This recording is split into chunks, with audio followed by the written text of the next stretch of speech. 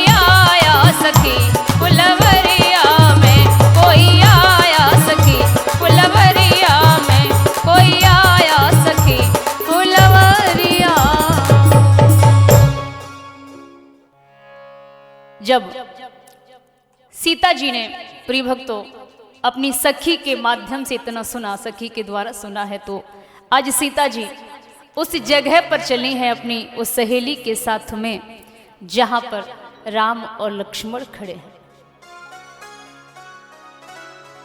तो दर्शन को सीता चली सब सखियों के साथ, नूपर धुन सुन उस तरफ बोले श्री रघुनाथ। भैया लक्ष्मण, बाग में यह नूपुर की धुन कहां से आ रही है? इसकी झंकार से हमारे कान आकर्षित हो रहे हैं। सारा उपवन झंकार से भर गया भैया। इतना प्रभु श्री राम ने अपने छोटे भैया लक्ष्मण से जब कहा और इधर सीता जी का जाना हुआ, तो महाराज जिस तरफ सीता जी खड़े हैं उसी तरफ राम ने मुड़ करके देखा। आस कहे फिर चितए ते ही हो राम,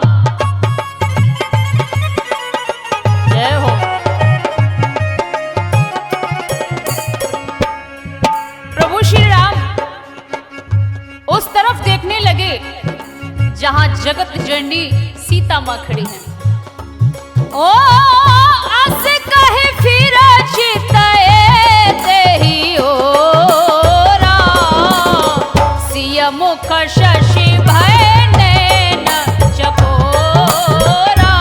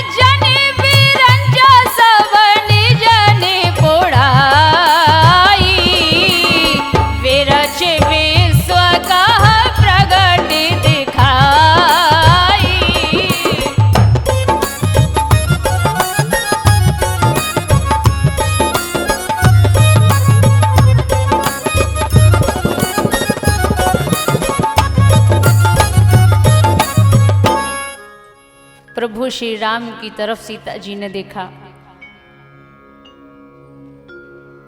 और जिस समय राम ने सीता को और सीता ने राम को देखा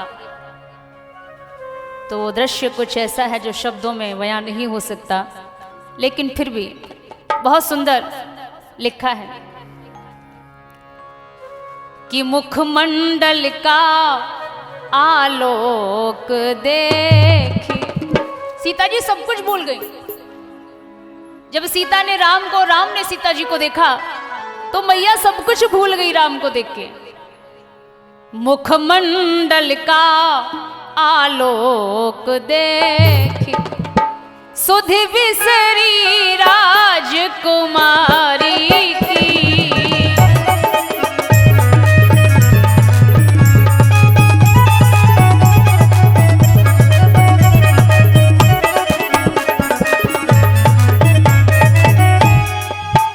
मुखमंडल का आलोक देखी, सुधि बिसरी राजकुमारी की। सम्मुख प्रकाश के झपक गई, सम्मुख प्रकाश के झपक गई, श्री अखिया राज दुलारी की।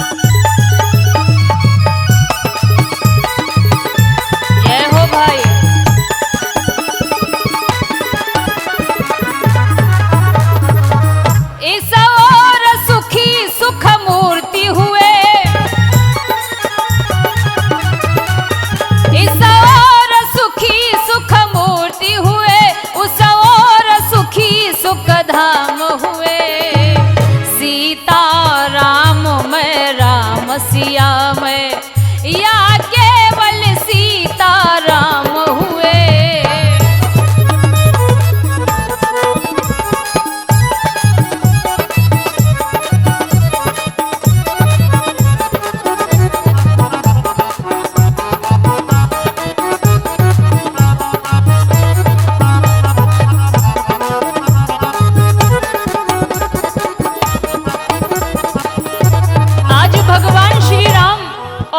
सीता एक दूसरे को देखते रह गए। एक बार के लिए मां के पलक भी नहीं झपक रहे हैं और सीता मां ने प्रभु श्री राम को अपने हृदय में बसा लिया और प्रभु श्री राम ने मां सीता को अपने हृदय में बसा लिया। दृश्य क्या है? सुध नहीं देह की तनिक रही, खोए चुके आज सौगंध शपथ, कर चुके आज सौगंध शपथ, मानो मन ही मन में दोनों।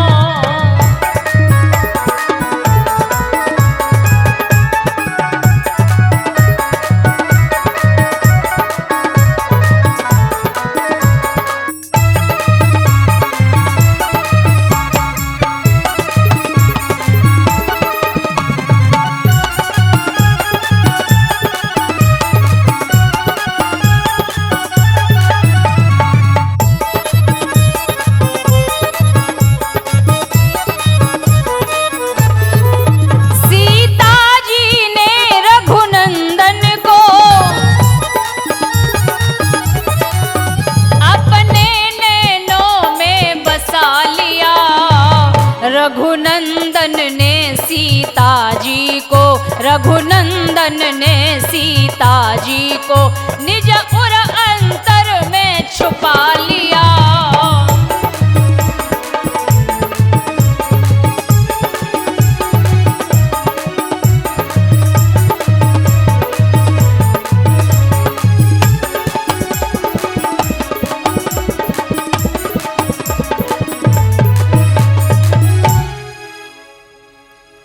एक सखी सीता जी की प्रेम आतुरता को देखकर कहने लगी, सीते अब देर हो रही है, चलो पूजा के लिए चलते हैं।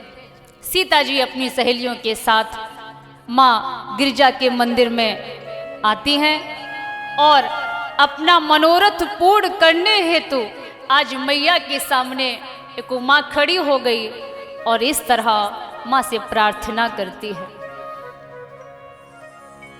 जय जय जय गिरिराज किशोरी, जय महेश मुख चंद्र चकोरी।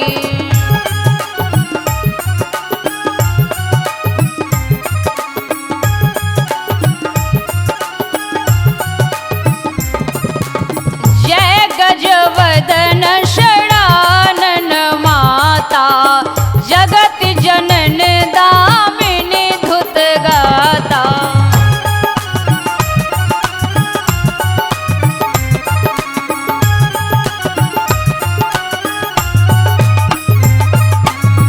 सेवत तो ही सुलभ फलचारी, वरदायिनी त्रिपुरारी प्यारी।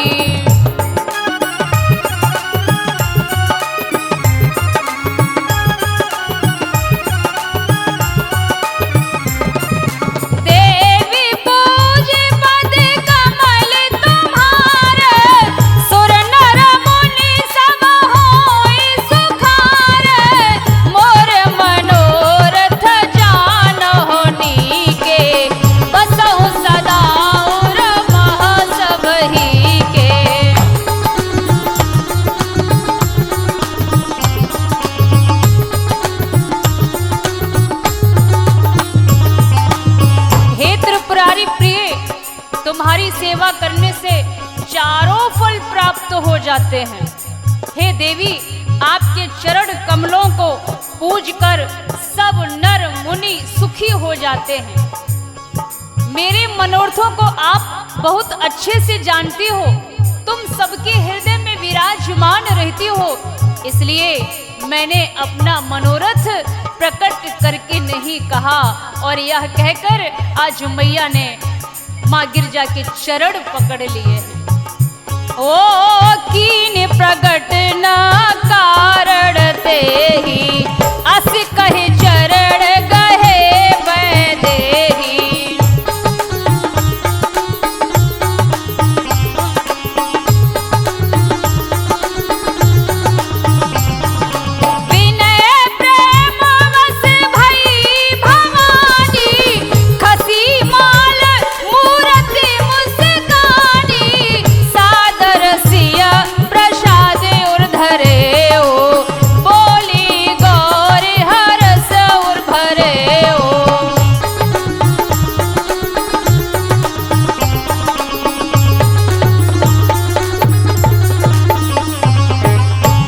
सीता जी की विनय से प्रेमवश मां की माला आज जमीन पर गिर पड़ती है।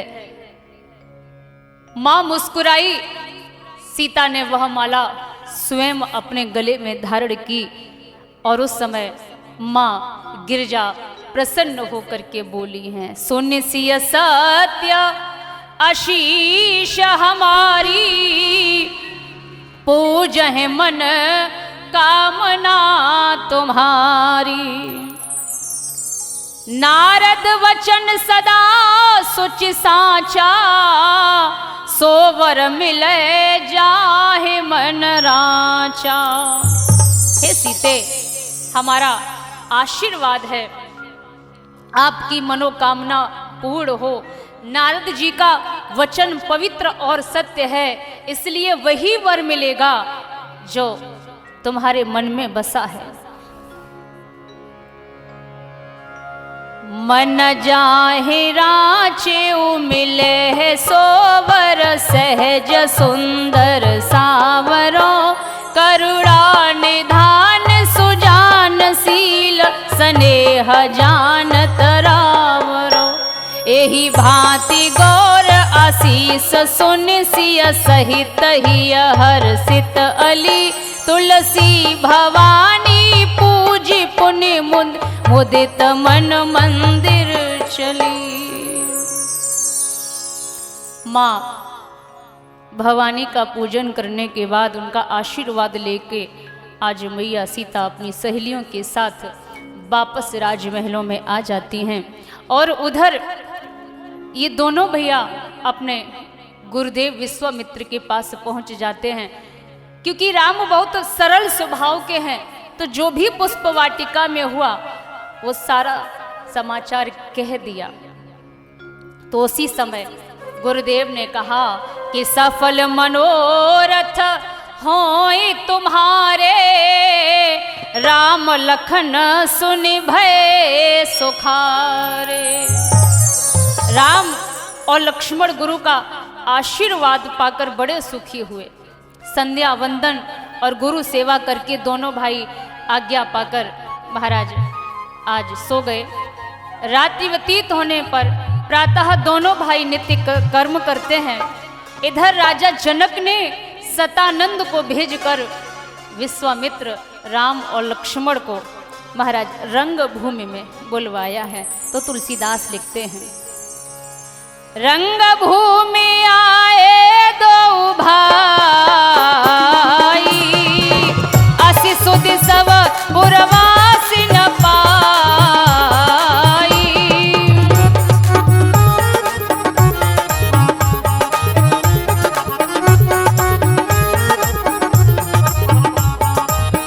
ए चले सकल ग्रह काज बिसारी,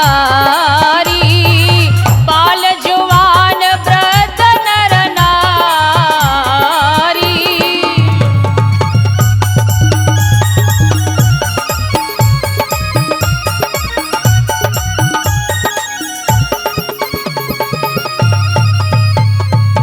दोनों भाई रंग भूमि में आए हैं, ऐसा सुन सभी नगरवासी, बालक युवा वृद्ध नर नारी सब अपने अपने घर का कार्य छोड़कर आज सांवल और गौरवड़ के दोनों भाइयों को देखने के लिए भागे हैं। ये दोनों भाई ऐसे शोभित हो रहे हैं मानो तारा मंडल के बीच में दो पूर्ण चंद्रमा हो। तो लिखा है तुलसीदास ने कि जब भगवान श्री राम रंग भूमि में पहुंच गए तो बहुत सुंदर चौपाई के माध्यम से बताया है, जिनके रही भावना जैसी, प्रभु मूरति देखी तिन तैसी।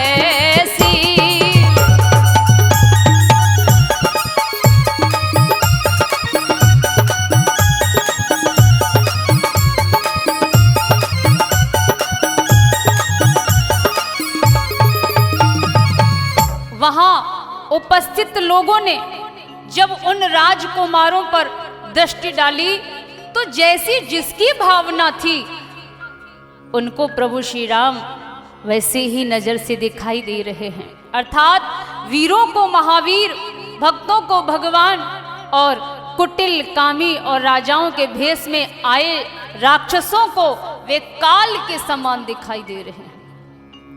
नगर निवासियों ने दोनों भाइयों को मनुष्यों में भूषण और नेत्रों को आनंद देने वाला देखा कि नारी विलोकय हर सिहिय निज निज रुचि अनुरूप और जनु सोहत्र श्रृंगार धर मूरत परम अनूप।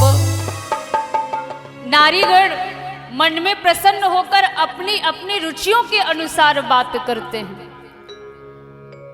वो श्री राम को देख रहे हैं, दर्शन कर रहे हैं, मानो श्रृंगार रस अत्यंत सुंदर मूर्ति धारण करके शोभित हो रहा है।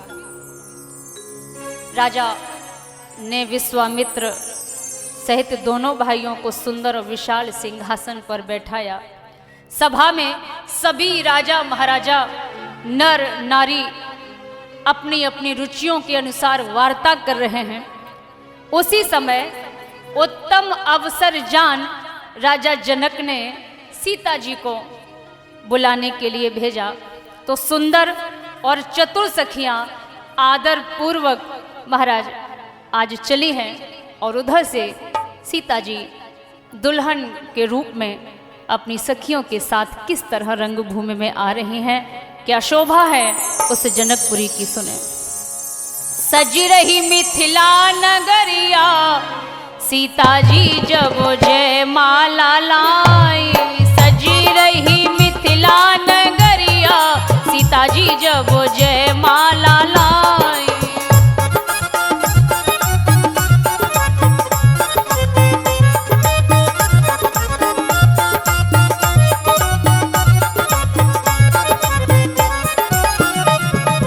जय माला लाई जब वरमाला लाई, जय माला लाई जब वरमाला लाई। सजी रही मिथिला नगरिया सीता जी जब वरमाला लाई।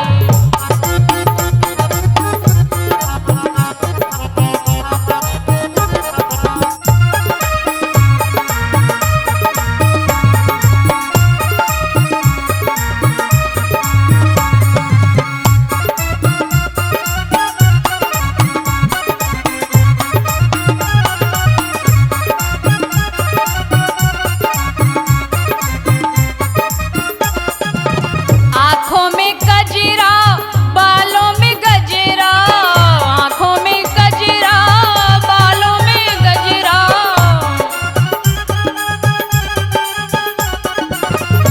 हाँ चम चम चमके है बिंदिया सीता जी जब जय